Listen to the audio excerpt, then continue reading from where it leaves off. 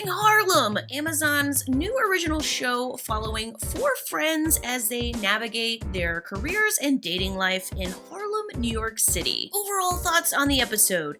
It's not as funny as the pilot, but I continue to be impressed with the scenes and storylines surrounding Ty, the gay character on the series. I mean, frankly, Ty got as much screen time as Camille, the show's narrator, which I can't blame the editors because every time she's on screen, you find yourself cracking up. We pick up episode 2 right where episode 1 left off, at the bar where Angie was performing at an open mic. 4 years later, and that still has a hold on you. That's some serious dick energy right there. What's dick energy? How is it I know and you don't? Quinn don't know what energy is.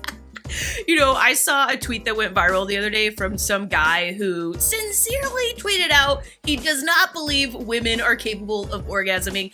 And I just shook my head because y'all poor straight women, you do not deserve this. And neither does your Quinn owns a little boutique whose landlord has jacked the rent price up. So Quinn and Angie are forced to go to Quinn's parents for help with the rent raise, which is when we get the absolute pleasure of seeing Jasmine Guy, of course, famous for her role as Whitley in A Different World. Guy is playing Quinn's mother, and in this scene, we get some good old-fashioned motherly guilt. Just a loving thought, dear. Instead of me giving you money to keep your business afloat and then you turn around and give that money to charity, why don't we just cut out the middleman and I write you a check for your charity? But I'm a designer, Mom. Of course you are. Hey Quinn, at least your mom's not guilting you about your love of tits and okay? Could be worse. Ty meets up with Shayla for her first ever face-to-face breakup, and we get an amazing sequel to their episode 1 sex scene. Hey, Shayla, hi. I actually have a meeting in a few. Ladies, this is the tactic we need to employ anytime some dude wants to hug us and we'd rather not. Ooh, sorry. I have a meeting later. With who? I have a meeting with myself. I'm meeting with my wife. We're gonna go over what we should have for dinner tonight. I love that somebody in wardrobe decided to color coordinate this breakup because I too would not have been able to choose between these two just absolutely amazing turquoise outfits. I too would have been like, put them on both the b****s. Like, things take a turn for the comedic gold when Ty realizes Shay is also trying to end things with her. I'm the one breaking up with myself for you. But are you though? I broke up with her! Just so everybody knows, I broke up with her.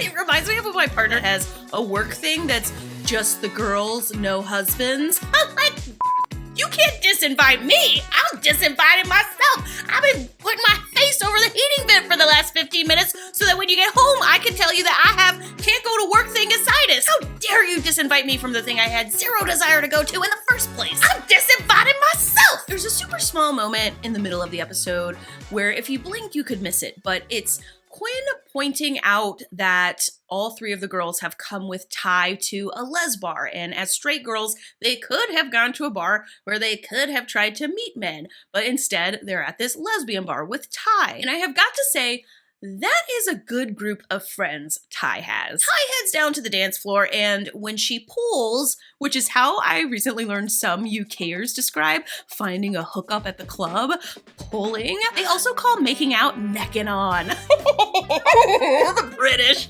Ty heads back to her place to seal the deal with Club Girl, and when Club Girl tells her she doesn't usually do this on the first night, Ty's like, okay, Ty, we believe you. But the joke's on Ty, because in the morning, Ty finds out Blondie has absconded with her beloved beef and broccoli.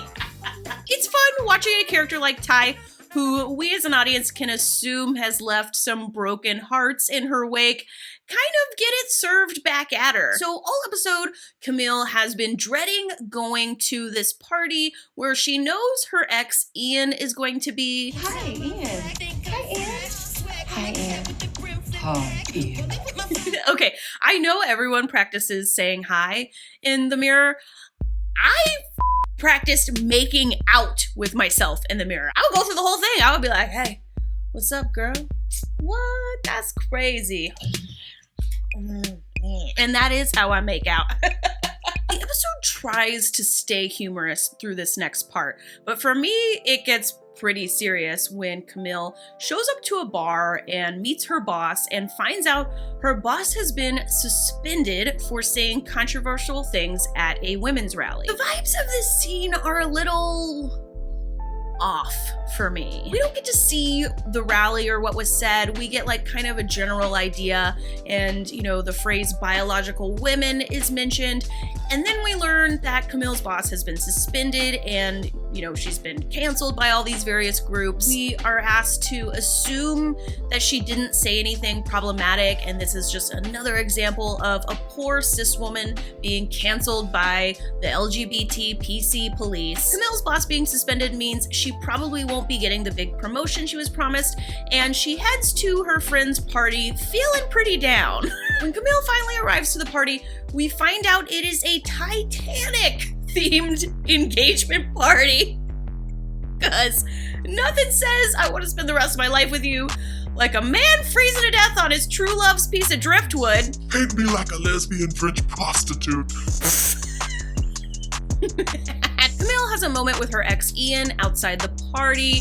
They share a joint, and we find out that they still got a lot of chemistry. Like, I'm not an expert on straight people shit, but there is some sexual tension here. And like, grain of salt, huge lesbian, but this man looks like Drake's older, more attractive brother.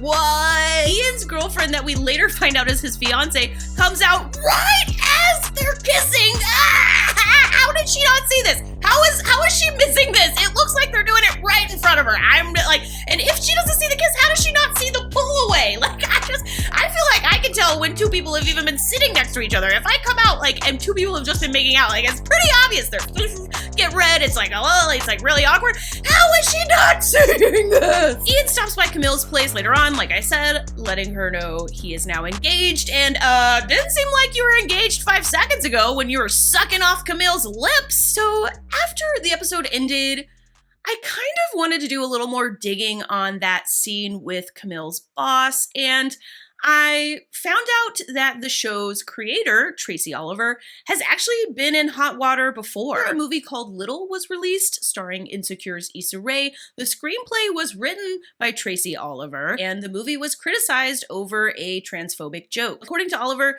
she didn't write the joke and took the backlash serious, tweeting out a response. As a feature writer, when you hand your draft into the studio, you have no control over what ends up on screen. Often, you're elated. Other times, you're disappointed.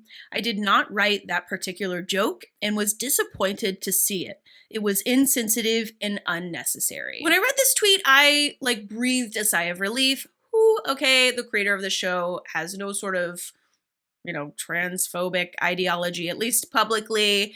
And honestly, the chances she actually wrote this episode or this scene are small. I bring it up because it's just how I felt when I watched the scene. I was just like, what am I supposed to take from this other than feel sorry for these women who are being attacked by, protectors of trans people? Maybe that's not what I was supposed to take away from it. I am curious for those who watched the episode. Did you notice it? Did it bother you? Do you think I'm overanalyzing it? Am I part of the LGBT PC police? I don't feel like it. I just feel like I noticed it and I was like, But I really love the show. I'm going to wait and see how this plotline progresses with Camille's boss. Like I said, I'm super excited about this show going forward, especially because Whoopi Goldberg is coming up in episode 3. I can't not watch that. Okay, what are your thoughts on the episode and on the show thus far? I cannot express how happy I am with what they're doing with Ty's character, and I cannot wait to see the shenanigans she gets into. All right, I plan to review at least one more queer Christmas movie, so you can look forward to that next week. Until then, I'm Amanda. This is my Really Gay YouTube channel, and I will see you next video.